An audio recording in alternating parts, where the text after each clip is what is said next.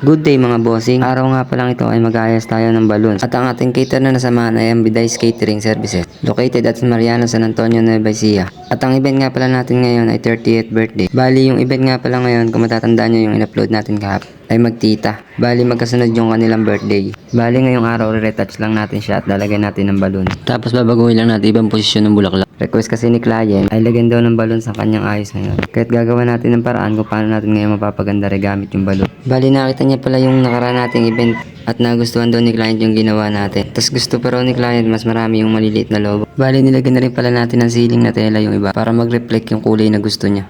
Bali yan na nga pala mga boss yung nagresulta ng ginawa natin ngayong araw. Kayo na ang humusga mga bossing kung maganda ba yung ginawa natin ngayon. At kung umabot ka sa part ng video ito, paki-comment naman kung tagasan ka. Paki-comment na lang din kung nagandahan ka sa gawa ko ngayong araw. Maraming salamat. At syempre huwag kakalimutan mag-like, follow, and share sa mga video yung ina-upload natin.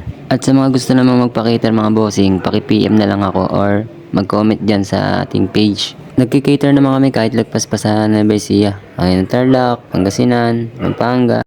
Na mag-shoutout muna tayo mga bossing. Big shoutout sa mga tropa ko dyan. Big shoutout din sa mga kasamahan nating waiter. Mabuhay kayong lahat. Big shoutout din sa mga tala sender natin.